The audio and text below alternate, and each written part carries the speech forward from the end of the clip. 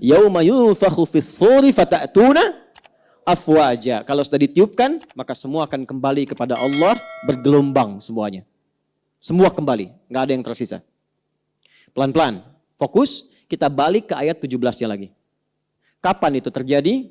Pada hari perpisahan dengan dunia. Inna yaumal fasli kana. Nah, ketika itu ditiupkan, disebut dengan yaumul fasl, hari perpisahan dengan dunia. Habislah dunia semuanya. Nah, hari itulah yang disebut dengan kiamat.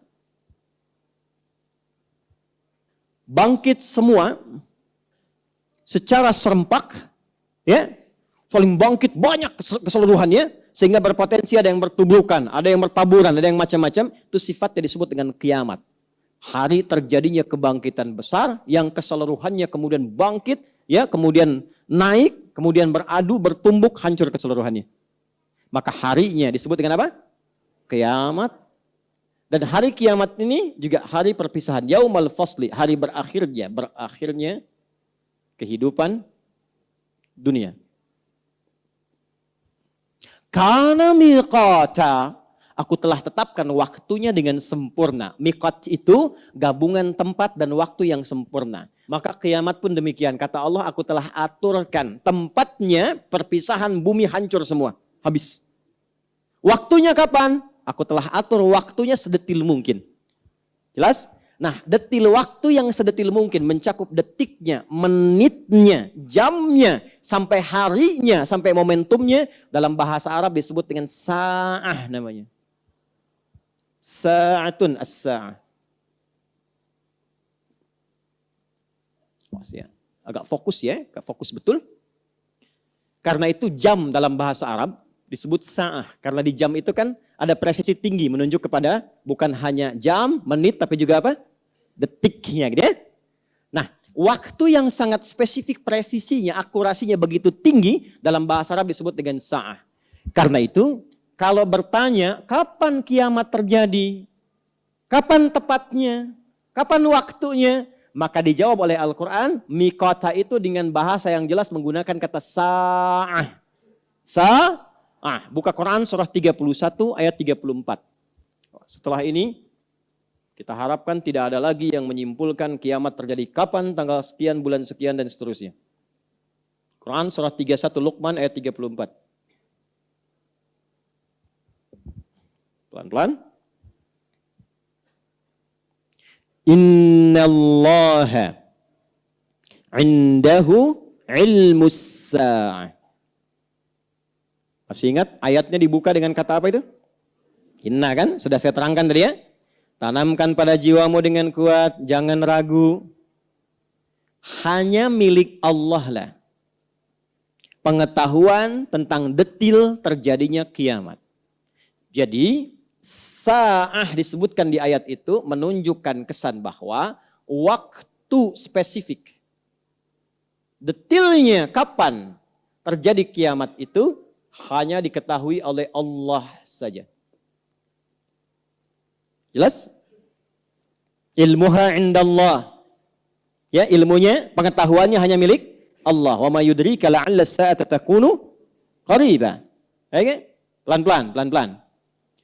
Yang pertama yang Allah ingin sampaikan bahwa ada hak prerogatif Allah yang tidak diturunkan kepada makhluk manapun pengetahuannya. Jelas? Yang pertama kali tentang kiamat. Karena itu, awas, hati-hati ya. Ini kita bahas dengan iman. Kalau ada yang bergeser dari sini berarti lemah imannya. Karena itu, kalau Anda mendengar keterangan kiamat terjadi tanggal sekian, bulan sekian, tahun sekian, langsung kita tepis. Jelas? Karena memang pengetahuannya hanya yang dipunyai siapa? Allah saja. Ya, karena seringkali manusia, ini menunjukkan manusia kurang iman. Ada kesibukan dunia yang membuat imannya nggak kuat. Sehingga takut. Dengan kematian takut. Hati-hati, kalau seseorang sudah takut mati, takut meninggal, itu kata Nabi dia terkontaminasi oleh penyakit hubbud dunya. Terpaut tinggi hatinya dengan dunia, padahal akan ditinggalkan. Kira-kira Rasul yang paling dicintai siapa? Nabi Muhammad SAW. Malaikat yang paling dekat dengan Allah siapa? Nah, ya ini kita ambil level malaikat dulu, Jibril. Jibril itu kan penyampai wahyu. Kira-kira Jibril tahu nggak kapan waktunya kiamat? Tahu dari mana? Begitu harus pede, kan ayatnya inna, kan? Innallaha indahu ilmus.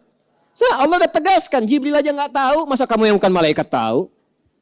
Jibril aja nggak tahu. Jadi kalau ada yang mengatakan hati-hati kiamat terjadi tanggal sekian, Jibril aja nggak tahu, apalagi ente. Gitu. Ya, Nabi Muhammad tahu tidak? Tahu tidak? Kan pernah Isra Mi'raj beliau. Kan pernah menghadap Allah, masa nggak tahu? Tahu nggak? Tidak. Nabi Muhammad, Nabi paling mulia, dekat dengan Allah, takwanya tinggi, karena khuluqul Quran. Surganya turun jaminan sebelum wafatnya, tetap nggak tahu kiamat. Anda wajah sudah nggak jelas. Surga belum terjamin. Pujian nggak datang dari Quran mengatakan kiamat akan terjadi tahun sekian. Cie, siapa Anda? Nah, yang menarik begini, ada dialog antara yang paling dekat dengan Allah dalam kalangan malaikat dan kalangan Nabi, Jibril dan Nabi Muhammad. Dialognya disebutkan dalam kitab Sahih Muslim. Ini, hadis nomor 8. Ya kan? Halaman 36-37 di Kitabul Iman. Kitab pertama nomor hadis yang ke-8. Yang meriwayatkan orang paling dekat. Satu infonya, mertua Nabi, sahabat Nabi. Abu Hafs, ya, Amirul Mukminin Umar bin Khattab radhiyallahu ta'ala anhu. Dan diriwayatkan dari Umar kepada siapa? Ke anaknya Abdullah bin Umar, ya, bin Khattab radhiyallahu ta'ala anhu, sampai ke Imam Muslim dikabarkan ke kita. Langsung ke hadisnya, ke ujungnya saja biar cepat. Jibril, malaikat terdekat dengan Allah, bertemu Nabi Muhammad sallallahu alaihi wasallam, Rasul terdekat dengan Allah. Dua-duanya terdekat. Dikonfirmasi oleh Jibril alaihi salam kepada Nabi Muhammad sallallahu alaihi wasallam tentang kiamat. Kalimatnya jelas, matas sa'ah. Kapan waktunya kiamat tiba? Apa jawab Nabi sallallahu alaihi wasallam? Mal mas'ulu anha bi'a'lama minas sa'il. Tidaklah yang ditanya lebih tahu daripada yang bertanya. Ini jawaban tawadhu nih. Jibril datang ke Rasulullah karena merasa beliau itu kekasih Allah, dekat dengan Allah. Ya, belum minta sudah dijawab. Ya. Nabi Muhammad SAW. Ya. Nabi Muhammad pun menghormati Jibril. Anda kan yang diminta menyampaikan wahyu, dekat dengan Allah. Jadi dua-duanya yang terdekat dengan Allah, tapi jawabannya sama. Yang tahu hanya Allah. Jadi Jibril aja nggak tahu, Nabi Muhammad nggak tahu, apalagi kita orang biasa. Tapi yang paling menarik adalah, perhatikan kalimatnya, akhbirni an amaratiha. Sampaikan padaku tanda-tandanya. Nah, ini yang kita pelajari. Jadi kiamat itu dunia berakhir atau tidak? Berarti berakhir. Waktu berakhir atau tidak? Berakhir. Waktu itu dari bahasa Arab. Kalau dalam waktu itu kita gunakan untuk beraktivitas, disebut dengan asr namanya. Kalau dalam waktu itu kita tata aktivitas, berjalan dan seterusnya, disebut dengan zaman namanya. Maka saat kiamat tiba, zaman pun berakhir. Maka berakhir zaman. Jelas ya? Nah, berakhirnya zaman ini menjelang ke kiamat akan dibagi 3 fase. Awas, hati-hati ya. Ini langsung dari Quran dan dari hadis. Karena kiamat terjadi, berakhir dunia, berakhir zaman. Maka seringkali kajian tentang kiamat disebut dengan kajian akhir zaman. Ya. Nah, akhir zaman menuju kiamat itu dibagi 3 fase. Maksudnya ini ilmiah sekali ya, jadi butuh fokus yang dalam. Hati-hati, bahas kiamat semakin gelap.